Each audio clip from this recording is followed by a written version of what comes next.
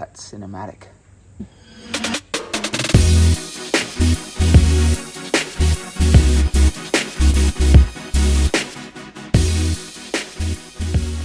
Welcome back to John Velvet's Shed.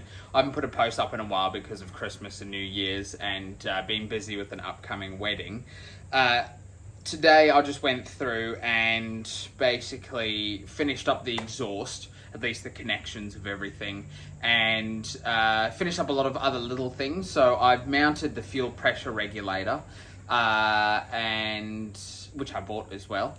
I have also just painted a bunch of different stuff ready to go onto the car. And the other thing is the manifolds that I'd made up before came with like a protective paint over it when I bought this steel as it was. So I'm just stripping that off, and I'm gonna do one of those sort of like DIY heat ceramic coating type things that you can just get from your local hardware shop or whatever. I might make like a how-to or a testing video just to see if they're actually any good, because I didn't really want to pay money to have it done, but such is life. Apart from that, just small things like putting the sump back on and putting PTFE tape around fixtures and stuff. I'm on for like the really small bits now. I suppose I'll get into intercooler stuff soonish. Some sweet $16 V-band came in the mail. It'll be interesting to see how that welds up. But this should hopefully connect the flex joint to the rest of the existing exhaust.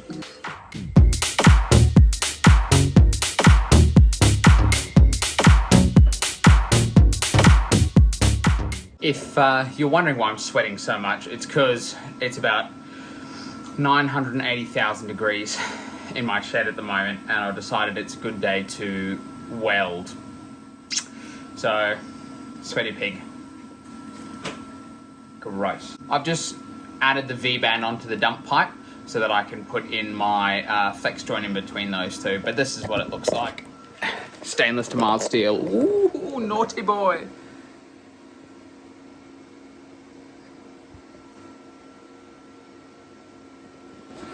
So it's quite gross, but hopefully it does the job.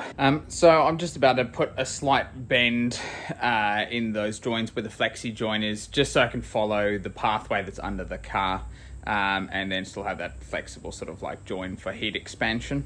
What I'm probably going to do is I'm probably just going to do a slip joint into the existing exhaust, because I don't feel like making a whole new exhaust just yet. Maybe once I've got the engine running, I'll do that. But that might mean I buy more tools. Alright, so the exhaust fabrication's all done. Now that's the original exhaust there, with the real shocking joint that I've done there. That's not JB Weld, it's just sealant.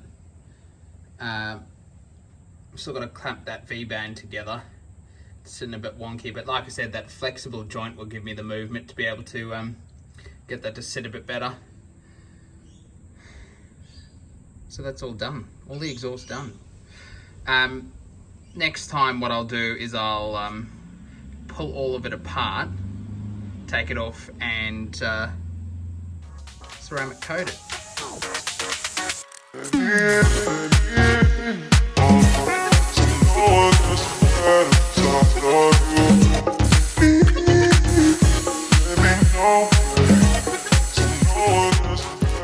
Alrighty, so this is a fuel pressure regulator from Solex. So it's the same brand as the carburetor.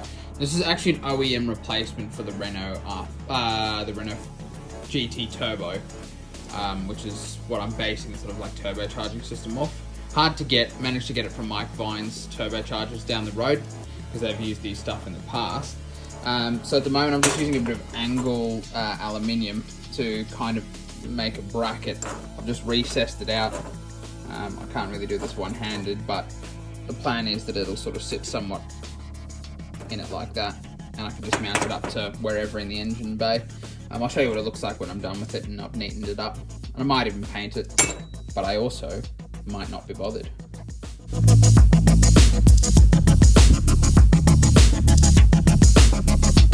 This is the little bracket I made up to hold the fuel pressure regulator. I've just kind of got to decide where I'm going to put it in here, because the OEM fuel lines run through there, through the car, and then pop through the firewall. So I'm thinking potentially somewhere like there. But in having said that, I do need to have a return line. But we'll see how we go. Alrighty, Roo. That's what the fuel pressure regulator looks mounted up. Somewhat stock.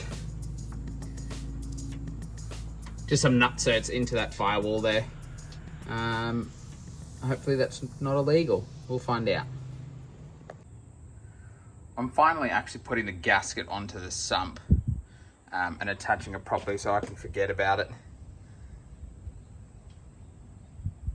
There's been a couple little jobs that have just been sort of sitting around that I just have been putting off, like painting all that, but one thing at a time, I guess. So the paint stripper did very little, so I'm just hitting this all with a stripper disc, just because I want it properly prepped before I put the high heat paint, flame-proof paint, whatever you want to call it. So this is all stripper disc to get rid of some of that paint that was to protect from rust on the mild steel, and then I'll hit it with the wire wheel and then just give it a wipe down and go from there. Okay, so I've just cleaned everything up here, and then just hit it with some wax and grease remover. And you can see I've started to paint these. Just doing a light coat to start off with, and then 2 thick ones is apparently supposed to be enough. Show you what it looks like in a minute. All right, so I'm just gonna give it a minute to dry off. And then I'm gonna hit it with some clear over the top, and then just let it dry for absolute ages. It doesn't look too bad at the moment. I mean, it's pretty neat, and it's gonna allow me, especially with this dump pipe, to wrap the dump pipe without causing it to corrode, which is mainly what I'm doing it for. Like, it looks okay, but we'll see how long it takes until it burns off. Nice. So it's all painted up now, clear coated and that. So I'm just gonna let it dry off, probably overnight. Definitely overnight. And then very carefully put it back onto the car. All right, so that should do for this week. Next week I'll put everything back on and do the short shifter, which I promised to do already, but... Oh, and also I'll run the fuel lines, and then it's just intercooler stuff after that, and just plumbing. Then I might get to turn the key. Watch it all blow up.